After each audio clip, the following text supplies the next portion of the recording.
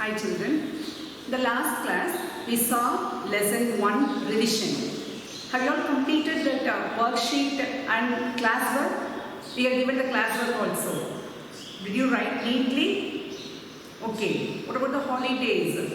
Are you all remembering about the awareness of the coronavirus? Hope you all remember. Is it not? Don't forget to wash your hands often, and while wearing the mask, wear the mask properly. You should not bring down the mask while you talk to the chin, because infections may spread to the whole face again when you lift that mask. So better, if you want to remove the mask or whatever you want to drink or eat, remove the mask properly, then again you may wear that. Don't bring it down to the chin. Okay, now in this class, today's class, we will start a new lesson, that is nutrition in animals. Last class what we saw? Nutrition in plants. Is it not? In that we saw different types of plants like autotrophic plants, heterotrophic plants, how they prepare their own food, everything. Is it not? Now the next topic is nutrition in animals. All the animals, including humans, depend on plants for their food. Is it not? Yes. Now, nutrition. Already you know what are all the nutrients present in the food prepared by the plants. So to get that nutrients, do you remember that nutrients what are all present? There are 6 types of nutrients, including water. That is also very essential. Even though water is not a nutrient, it is very essential for carrying out all the metabolic process in our proper body. Now, what are the 6 types of nutrients? One is carbohydrates, proteins, 2 proteins, 3 fats, 4 vitamins, 5 minerals, and 6 water. Is it not? I think all of you remember that different types of nutrients present in the food. That is carbohydrates, proteins, fats, vitamins, minerals, and water. To get all these nutrients, we are eating the food, taking the food to get energy from that. Is it not? These nutrients only provide energy for us to work and also for us to grow and to do all our work. Now, this nutrition in animals has 3 steps. What are they? This nutrition involves 3 steps in animals. What are they? First one, nutrient requirement. Now only I said for what purpose we are taking the food. To satisfy our nutrient requirement. To get all the types of nutrients, we are taking the food. Next, in this mode of intake. The second step is mode of intake. That means we are having hand and we are taking the food with our hand and we are putting inside our mouth, and the process goes on. Is it not? But what about the insects or some other aquatic animals and all? Are they having hands to take their food and have their food? No. Then how they are able to take their food? So the way of taking the food into the mouth is called mode of intake.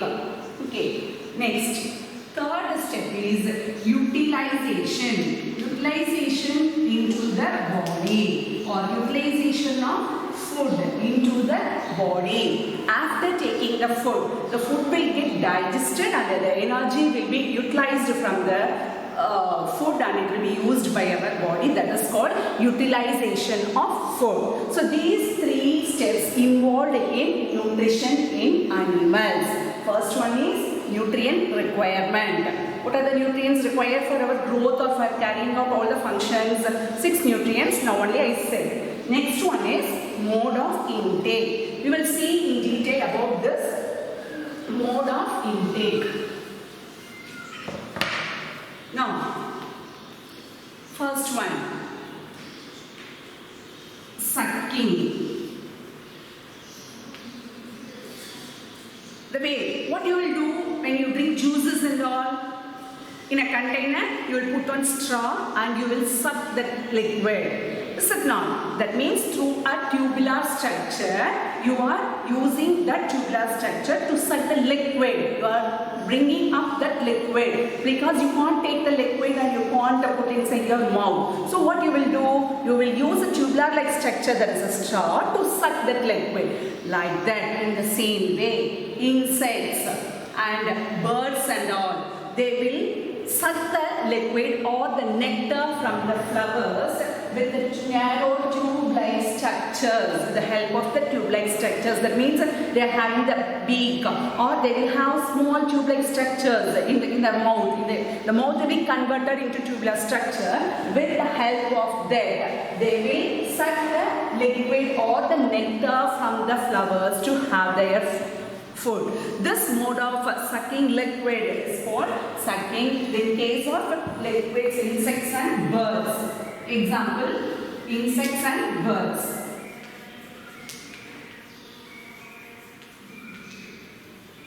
Insects and birds will have such mode of nutrition. Second one, scraping. Scraping mode of nutrition. What is meant by scraping? For example, scratching out. We may take like that. In case of snail, for this we may take the example as snail. Snail, what they will do? They are having very soft bodies, not but in their mouth-like structures, they will have some sharp edge. With that, they will scrape the surface of the food. Little by little, they will scrape with the sharp edge present in the mouth, and they will take that food little by little. So, scratching or damaging the surface of the food and taking it little by little. Such type of damaging the surface and taking in is called scraping. Example, we may see it as snail. Next one, swallowing.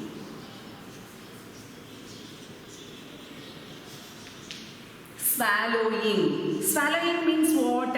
Putting the food into their mouth and without chewing, directly taking inside, because they don't have teeth for chewing and all. So what they will do? They will swallow the whole food. Such mode of intake of food is called as swallowing. I think all of you know the example for this. What is it? Yes, example, frog and snakes. Frog and snakes. Just they will catch their prey and they will swallow. They will not chew on the whole. You might have seen some of the pictures in TV news and all that pythons or some big snakes and all. They will hold that full goat or dog or some other little animals like a rat or cat, whatever it is, whatever its prey, it will catch, and what they will do? They will swallow the whole food without chewing it. That mode of intake of food is called as swallowing.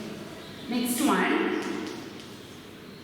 Another one, these frog and the snakes, they will have long tongue, and in case of chameleon and all, they will have long tongue. They can extend their tongue to its long length, and it will be sticky, and they will catch that prey will stuck to the tongue, and they will roll their or fold their tongue, and then they will bring the food into their mouth and swallow. So they will have some special adaptations. Special adaptations will be seen in different types of animals for the intake of food. Next one.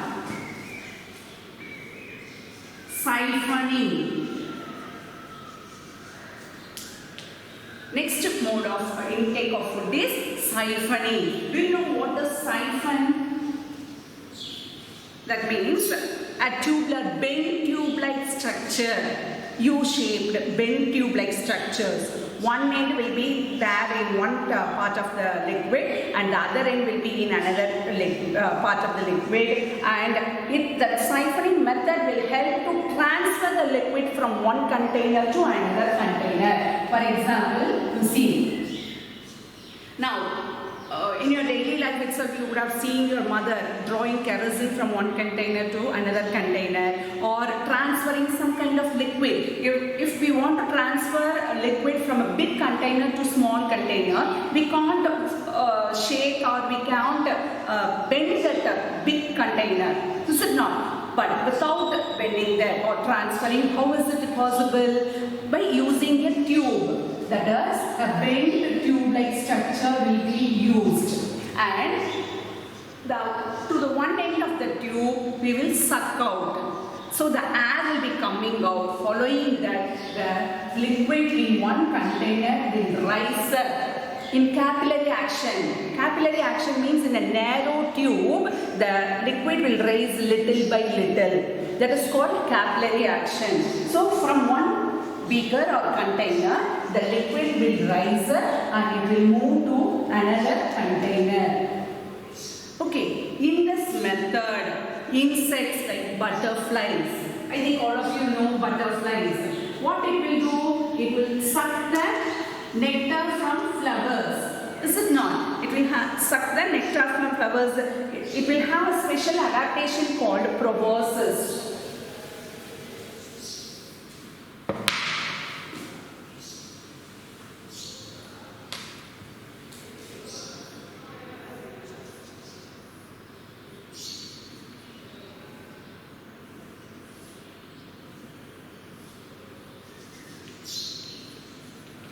So let us keep this as the butterfly, and what this butterfly will do means, if in case it has to take nectar from the flower, what it will do, let it be the hibiscus or like some other any other flower. From this it has to take the flower. What it will do, this structure present in the front mouth part of the butterfly, it will have a long tubular structure called proboscis. What is that? Proboscis, P-R-O-B-O-S-A-S, proboscis, tube-like structure, and it will be flexible. So it will extend its proboscis into the flower to suck the nectar from flower. Understand? So like this, it will suck while sucking the nectar, little by little it will go inside the proboscis and it will take the food. This method of taking food seen in the butterfly is called siphoning. That is, transfer of liquid from one thing to another thing through a capillary action. Capillary action means nothing but transferring the liquid through a narrow thin tube, little by little. That is called capillary action. Understand? So now we saw different modes of intake of food, that is sucking, scraping, swallowing and siphoning. Next one, in case of aquatic animals, filter feed. Filter feed. That means, I think you would have seen duck. Is it not? Most common bird, what we can see in our surroundings. And what is the adaptation seen in duck's beak? It will be flattened like this. Is it not? It will have a flat, broad beak. And in the beak, when it closes its beak, there will be holes between the two jaws. There will be holes in between the two jaws. And when the lower one will be somewhat shallow. The lower jaw beak will be somewhat shallow. When it takes the water by its lower jaw, the water will enter into the beak along with the food or dust, whatever it is. So when it closes its mouth, the edges will be having small holes. Between the two beaks, there will be small holes in the edges. Through that holes, the dust particles or the water, unwanted things and all will be coming out, and remaining that the food particles alone will remain in the beak and it will take the food. That type of mode of intake is called filter feed. This is seen in all aquatic animals. In case of crocodiles, fishes, everything, this is the same method. Aquatic animals and duck and all, you can see this filter feed method. Another one example is different type of mode of intake is seen in starfish. Hope you all know how the starfish will be, is it not? Having 5 arms and it will have spines on its tentacles and all. That and all you know. Now, this starfish has different mode of intake. This starfish will feed on animals that have calcareous bones. See, if this is the starfish.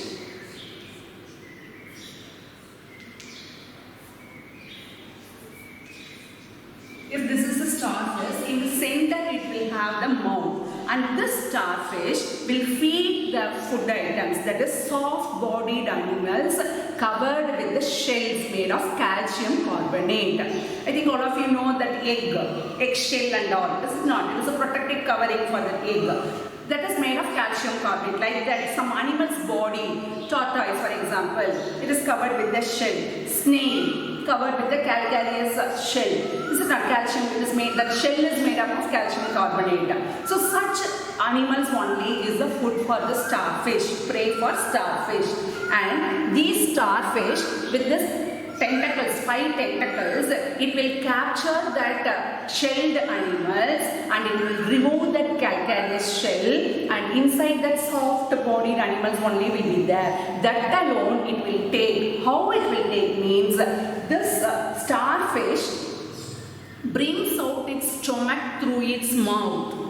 The stomach itself will come out through its mouth, and it will swallow that soft-bodied animals, and that stomach again it will go inside, pop out its stomach outside. You understand? Starfish will catch their prey by bringing its stomach, pop out its stomach outside through its mouth. Through its mouth, its stomach will come out, engulf the food, and it will go inside. You understand? Now we saw different modes of intake of food. The first one is sucking, for example, insects and birds. Second one, scraping, just scraping, damaging the surface of the food little by little, and the intake of food will be carried out. That mode of intake is scraping, example same. Third one, swallowing, without chewing, engulfing the whole food, that is called swallowing. Example, frog and snakes. Next, siphoning method, that means from one end to other end, the liquids will be transferred through a narrow tube. That is seen in case of butterflies. Next, filter feed in case of aquatic animals, duck and all. Next, special type of intake, mode of intake in case of starfish. Are you all clear about this mode of intake? So, first one is we take food for the nutrients, nutrient requirement. Second one, mode of intake. In that we saw different types. Is it not? Now, the third step is utilization of food.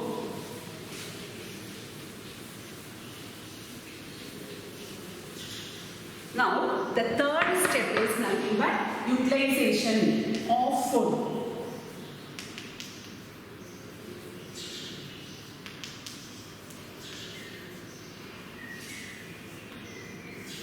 This is the third step, utilization of food. That means now we are taking the food inside our mouth for nutrients. Everything you know, the food enters. For example, in our human beings itself, we will take as example. We are taking the food through the mouth. It enters the body, digestion goes on, and it is defecated out through anus. This process we know. But do you know what happens inside the body? Inside the digestive system, what happens, do you know? Now we shall see about that in detail in this chapter. Understand? And the digestion, the process of digestion. After taking the food inside, mode of intake, the food will be digested. The digestion means what? Process of conversion of complex food into simple food. Digestion means nothing but conversion of complex food into simpler food.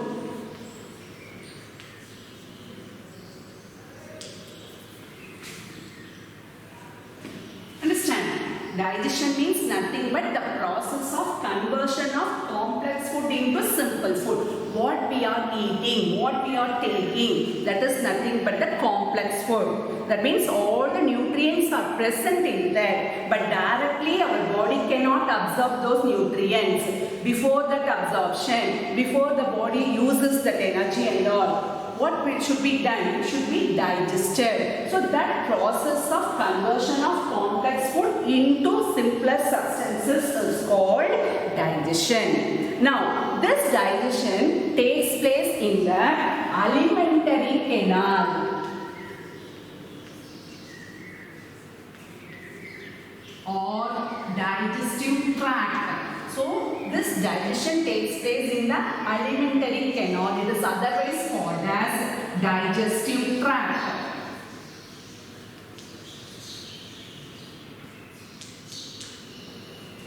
So, alimentary canal is also called as digestive tract, and the digestion takes place in this part called alimentary canal or digestive tract. And this digestive tract consists of 6 compartments.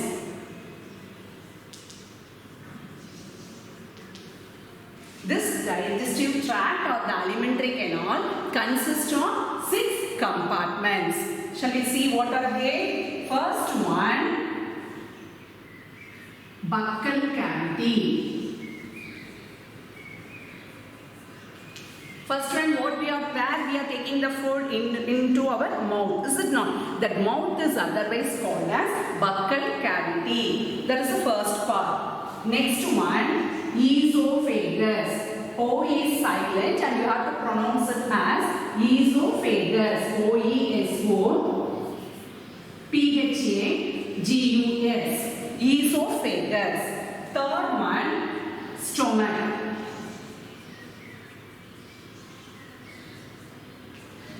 Then fourth one, small intestine.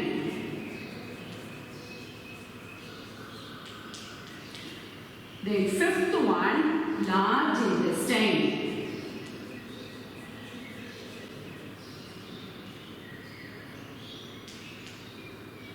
Then sixth one,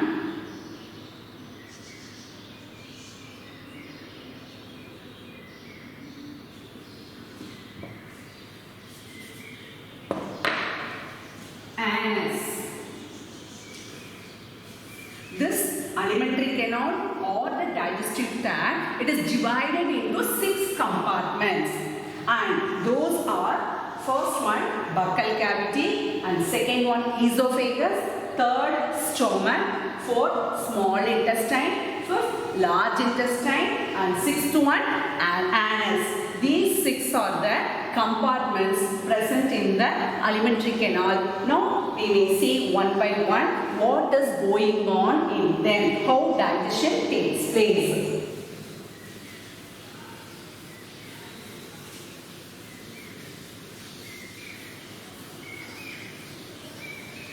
First, we are going to see what is going on in the buccal cavity. What is called as buccal cavity? The mouth.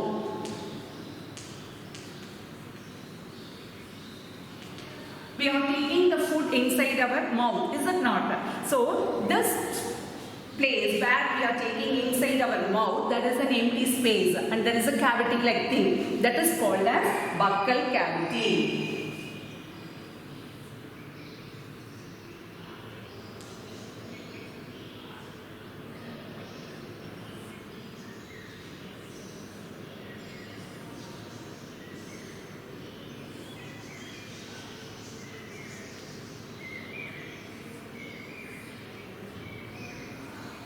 Okay, now we are taking the food through our mouth and it enters this buccal cavity. Inside this buccal cavity, some salivary glands are present.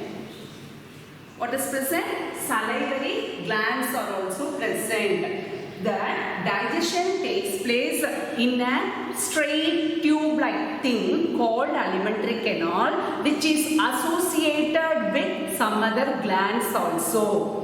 That glands will secrete digestive juices which helps for digestion. So, in the mouth, what gland is present? Salivary gland. This is mouth or buccal cavity, and this is nothing but salivary glands. That only secretes saliva.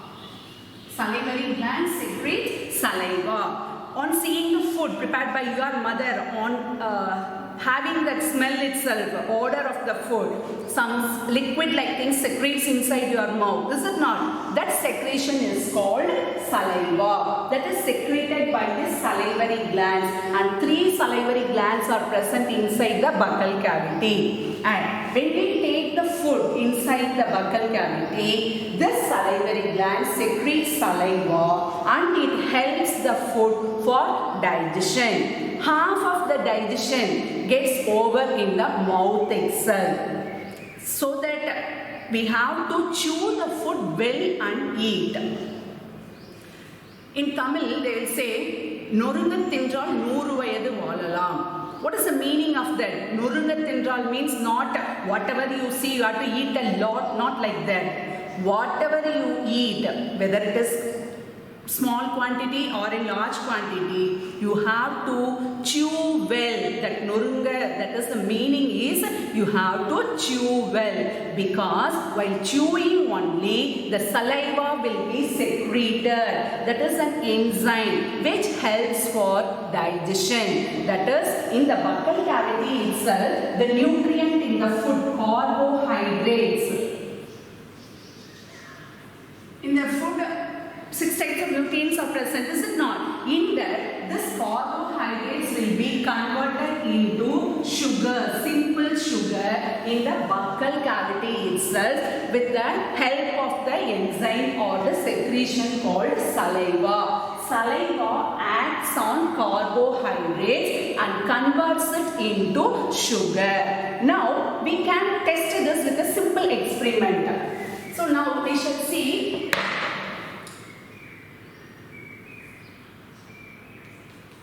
effect of saliva on starch. Effect of saliva on starch. Starch is nothing but a carbohydrate present in the food. Is it not? For that, what we have to do is, we have to take 2 test tubes. Empty test tubes. Now, in this, I am going to add boiled rice.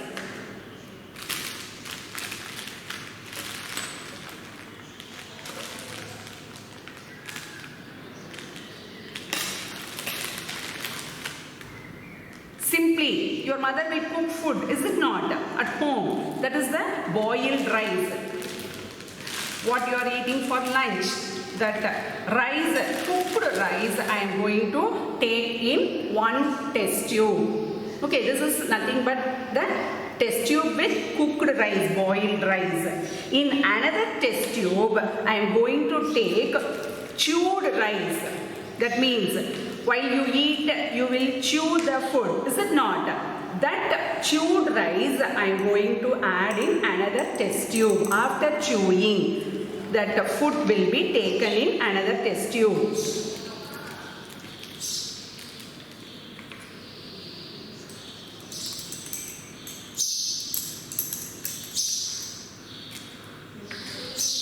Now, in this test tube, I have taken the chewed rice. When we take the food into your mouth, you will chew, start chewing, is it not? At that stage, it was taken out and I have put in this test tube. Now, to this, I am going to add a little bit water.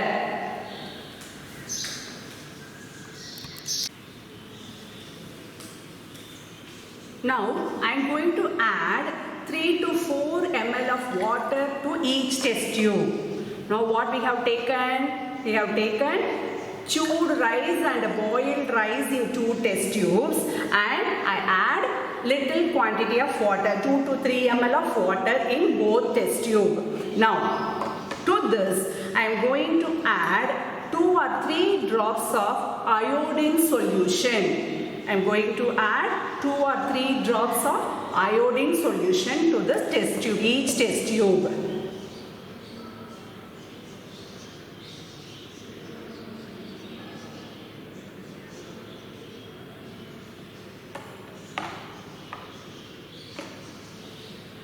This is boiled rice, that one is chewed rice, and this is boiled rice. So to both the test tube, I am going to add 2 or 3 drops of iodine solution.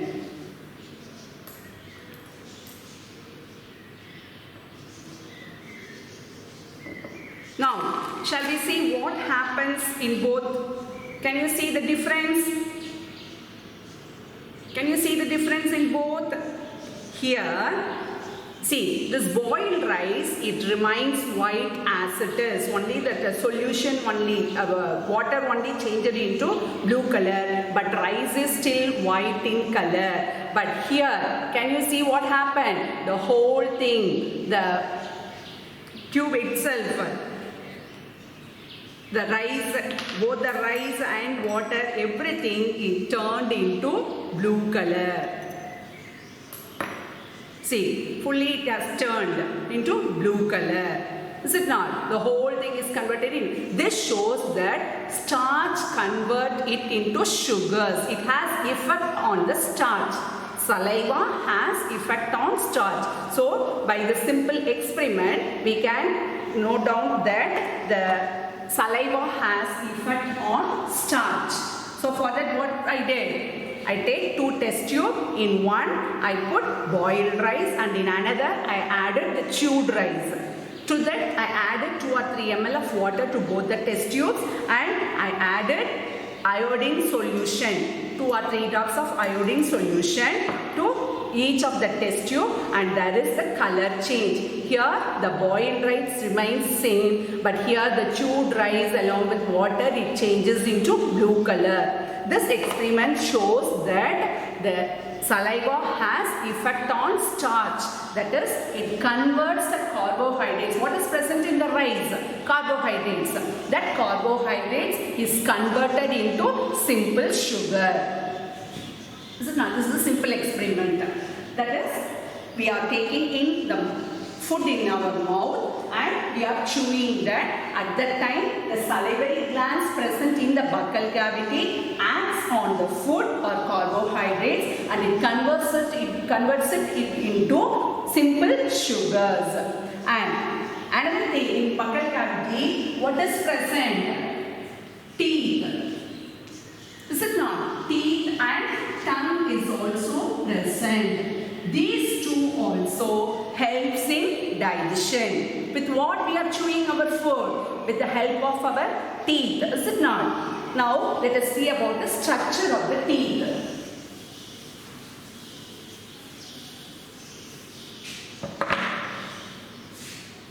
How many teeth are there for us? 32 in number. This is of 2 sets. In lower class already you would have studied about this. What are they? Permanent milk teeth and permanent teeth. What is that milk teeth? After birth, the first set of teeth which grows and remains there up to the age of 6 to 8.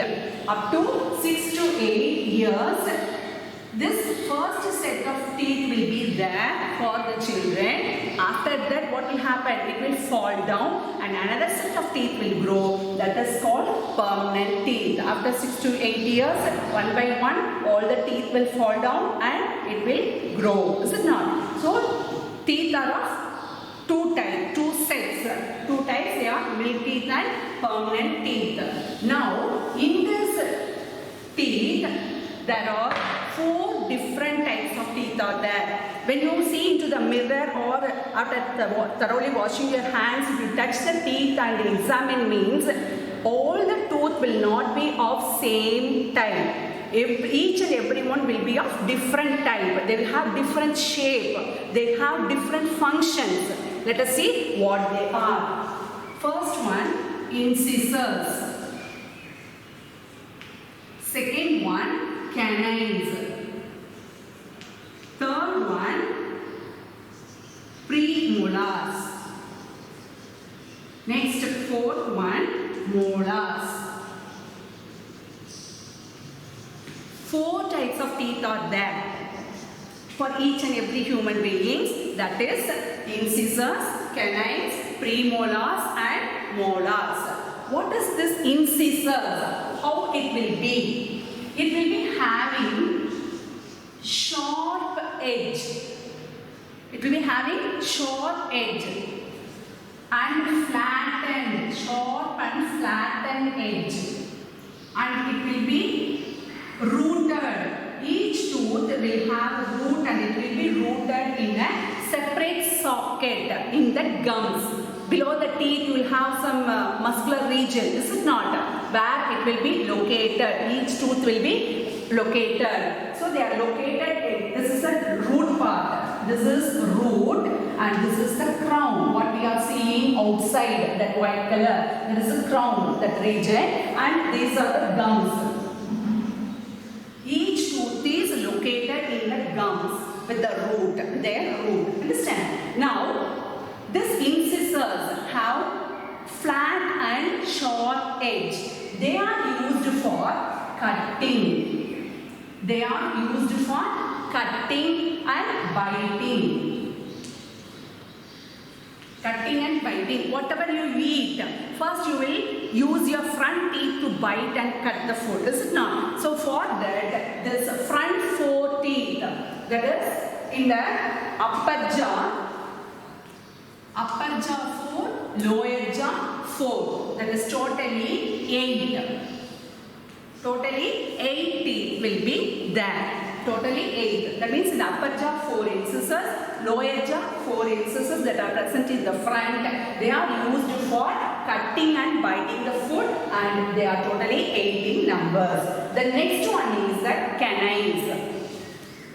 How it will be? This canines will be having sharp edge.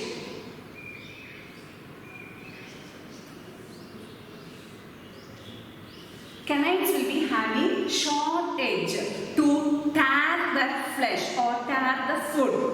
These incisors, they will cut and bite, and this canines will be used to tear the food with its sharp edge, with the help of its sharp edge. So canines, they are 4 in numbers on either side of the incisors in upper jaw 2 and lower jaw 2. So how many canines are there? 4. 2 plus 2. Upper jaw 2, lower jaw 2. Next one is the premolars. Behind the canines, broad flat edge.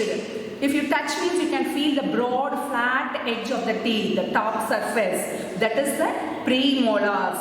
That they will be having somewhat broad and flat edge.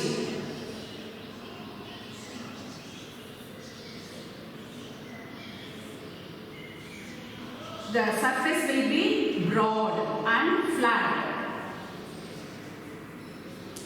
The incisors, how it will be? Sharp and flat. This is not.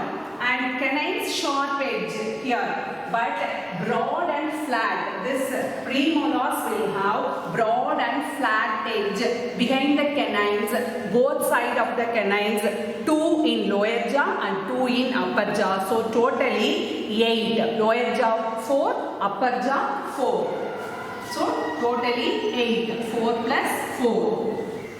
Next, behind that, molars. This premolars, they help for chewing the food. After tearing the food, it will help to chew the food. Next one is molars. Behind the premolars, molars are present. That surface, top surface is also broad and flat and helps very strong. Their root will be very broad. That molars, they also have this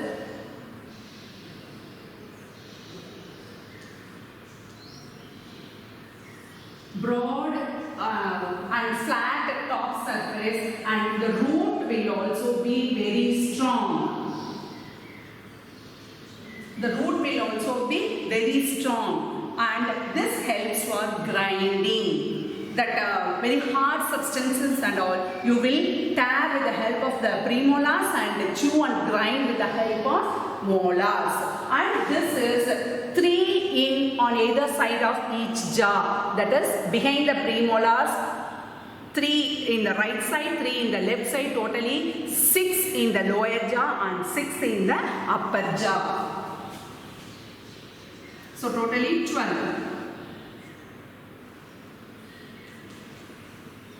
So now you count 12 plus 8, 20, 24 plus 8, 32, totally 32. But last molars in each jaw will grow after 17 to 30 years. It will not be there. Mostly it will grow or may not grow. That last molar is called as wisdom tooth. That is called as wisdom tooth. That will grow after age of 17 up to 30 it will grow, or else it will not grow. So normally if you check means all the human beings will have 28 only. If it grows means wisdom tooth grow means it may be 32 or 30 like that. But totally the number of teeth in human being is 32. But last 4 wisdom teeth may be growing after the age of 17 to 30. So these are the tooth structure and their functions. Now shall we recall? Incisors, that is 4 in upper jaw, 4 in lower jaw, front 4, that is totally 8 in numbers. They are used for cutting or biting the food. Next one, canine having sharp edge. It will help to tear the food. Next, premolars having broad and flat surface, and it is 18 numbers. That is 4 in lower jaw, 4 in upper jaw, and molars having broad and flat top surface, having strong root, helps to grind the food, and it is 12 in number, totally 32. And wisdom tooth is the last 4 molars. It will grow from the age of 17 to 30, maybe or may not be growing. It will be that is called as wisdom tooth, and these tooth helps the food to digest, that is break down that complex food into smaller pieces in the buccal cavity. Next one, we shall see about the tongue. What are all present in the buccal cavity? Teeth and tongue, is it not? Now we saw about the teeth, and the next one we will see about the tongue.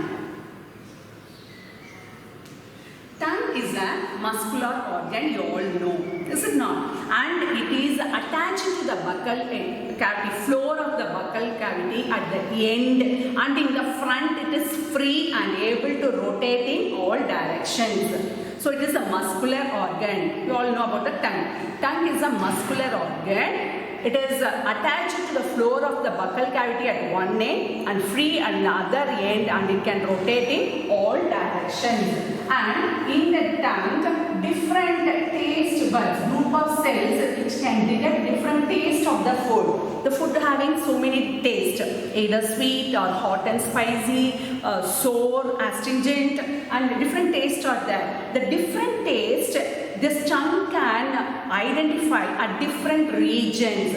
There are group of cells called taste buds. These are nothing but the taste buds, group of cells. They are present in the tongue. Each group can identify different taste. All the taste buds cannot identify all the taste of the food. Each taste bud, that is group of cells, can identify only a particular taste of the food. Okay, and this muscular organ also helps in digestion. That is, it helps to rotate the food, mix the food, and it helps to push the food into the esophagus or the food pipe. Now, after the food gets digested, the food moves from buccal cavity to the esophagus. This long narrow tube that is called esophagus or food pipe.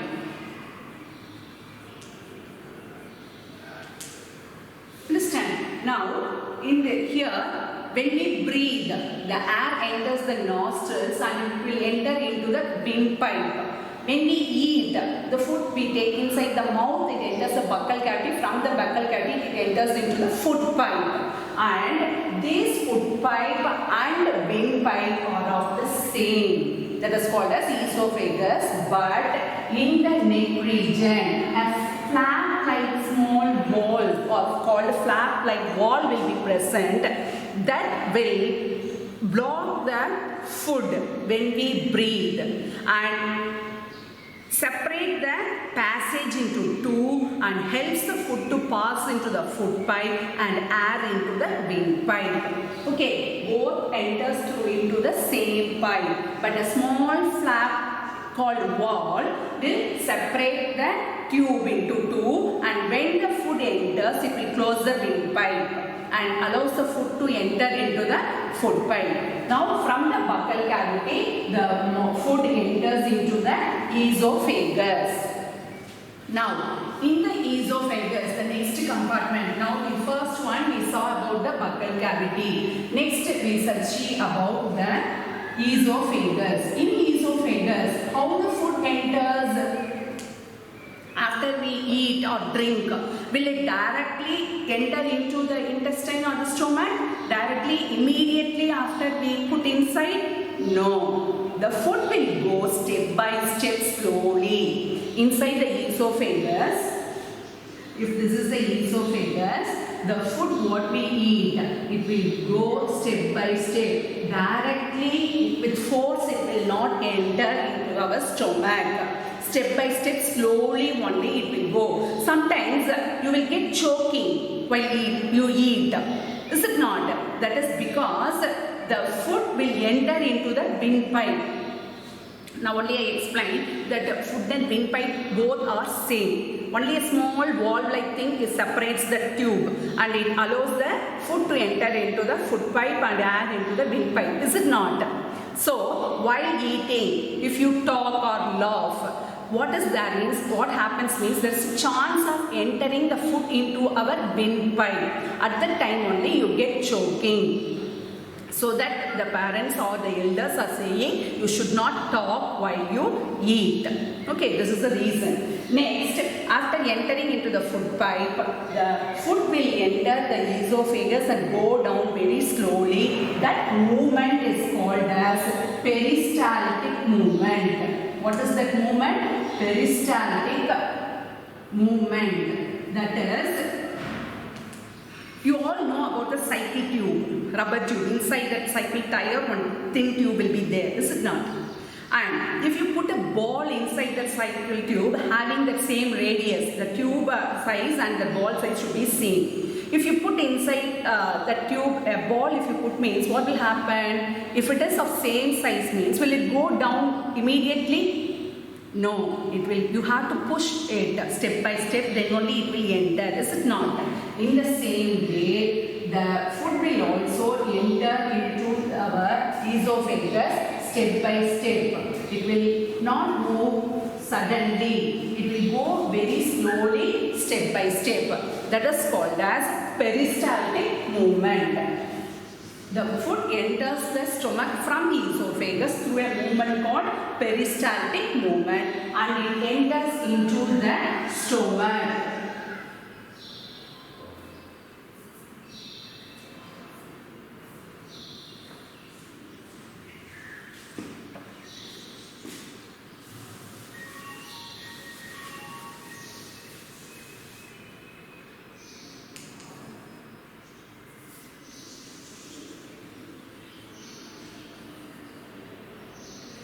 The third one, the food from the esophagus, it enters into the stomach. Now, the third compartment, first compartment, buccal cavity, second compartment, esophagus. Now, the third compartment, this is the stomach. And this stomach is nothing but the U-shaped, flattened muscular bag.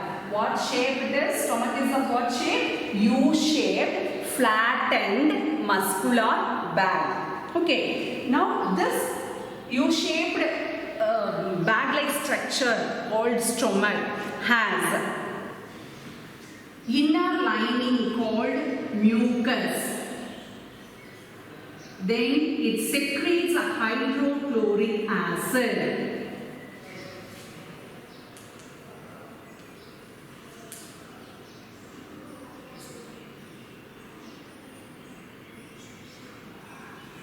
Now, the inner wall of the stomach, it has a secretion, slimy covering on the walls of the stomach, that is called mucus. It prevents the damage of the wall of the stomach. It secretes some digestive juices and helps in digestion. Next, the stomach secretes hydrochloric acid. This hydrochloric acid helps the carbohydrates to convert into the simple sugars in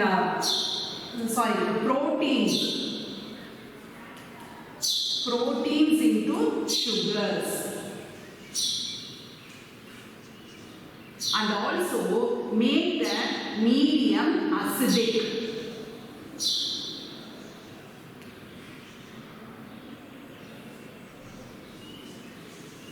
Now, the inner wall of the stomach has mucus, that is the slimy secretion that covers the wall of the stomach, and it prevents the damage caused because of the hydrochloric acid. This hydrochloric acid is secreted by the stomach, and this acid helps to digest the proteins into sugars. Buccal cavity converts carbohydrates into sugars. Now the stomach converts proteins into sugars and makes the medium acidic. What medium is present in the stomach means acidic medium. The stomach has acidic medium also.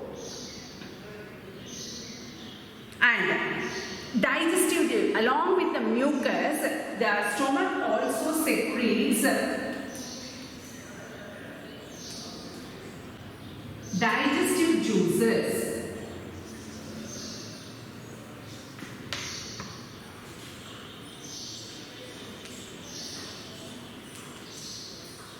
So, three things are present in the stomach. One is mucus, second one hydrochloric acid, third one digestive juices.